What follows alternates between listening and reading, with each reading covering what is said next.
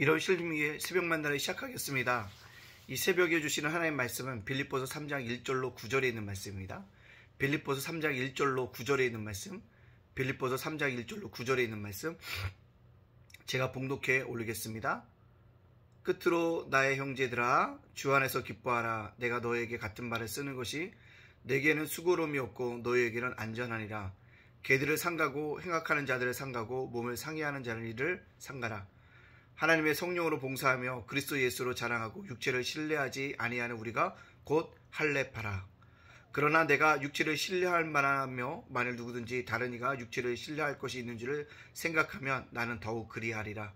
나는 8일 만에 할례를 받고 온 이스라엘 족속이요 베냐민 지파요 히브리인 중에 히브리요 율법으로는 바리새인이요 열심으로는 교회를 박해하고 율법의 의로는 흠이 없는 자라. 그러나 무엇이든지 내가 유익하던 것을 내가 그리스도를 위하여 다 해로 여길 뿐더러 또한 모든 것을 해로 여기면 내 주 그리스도 예수를 아는 지식이 가장 고상하기 때문이라. 내가 그를 위하여 모든 것을 잃어버리고 배설물로 여기면 그리스도를 얻고 그 안에서 발견되려 함이니 내가 가진 이는 율법에서 난 것이 아니요 오직 그리스도를 믿음으로 말미암은 것이니 곧 믿음으로 하나님께로부터 난 의라. 아멘. 오늘도 새벽 만나를 싸울 수 있도록 허락하신 하나님께 감사와 영광을 올려드립니다. 또한 오늘 월요일인데 어제 거룩한 주일을 지내고 오늘 또 세상으로 나가는 우리 성도들을 주님의 이름으로 축복합니다. 오늘도 주님이 여러분들과 함께하여 주실 것입니다. 오늘 사도 바울이 빌립보서를 통해서 우리들에게 이야기해 주는 것은 무엇일까요? 거짓 교사를 조심하라고 말씀하고 있습니다. 거짓 교사들은요 뭐라고 얘기합니까? 복음 외에 할례를 받아야지만 구원을 받는다라고 주장하는 자들입니다.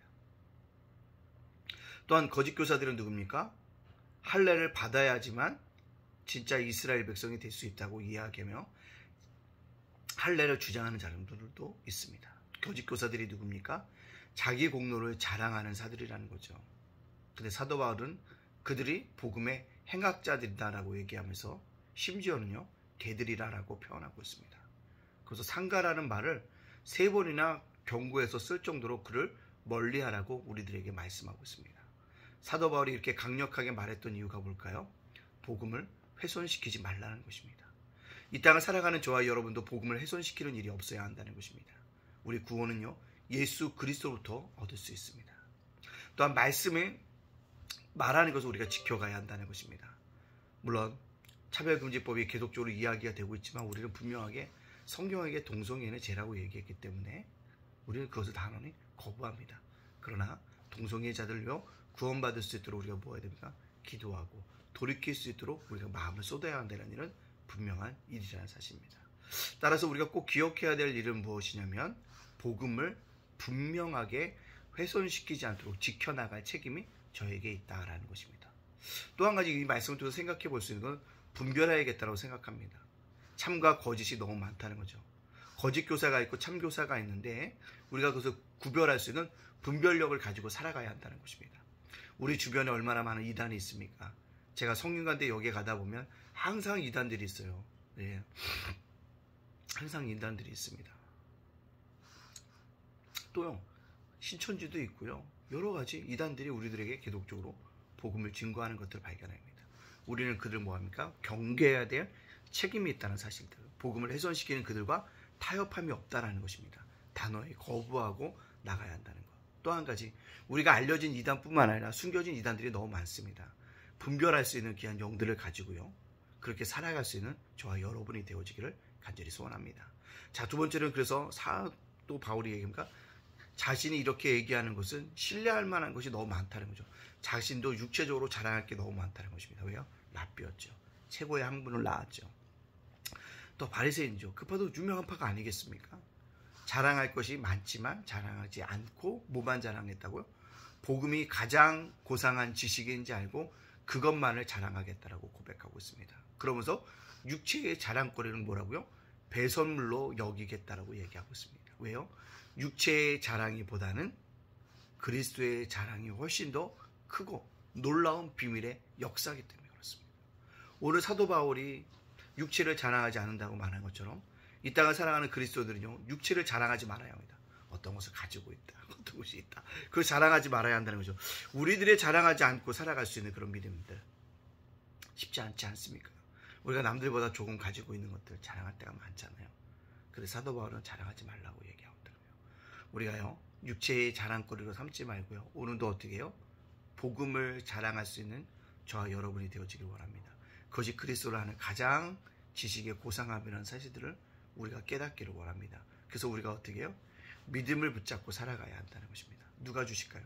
주님이 주시는 그 믿음을 가지고 오늘도 주님을 쫓아가기를 원합니다.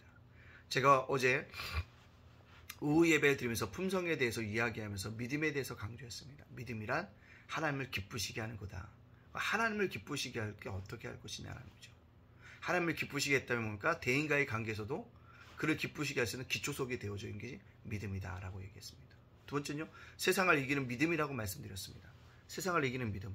세상과 싸우겠다는 얘기가 아니라 세상의 풍조를 거슬러 올라가겠다는 것입니다.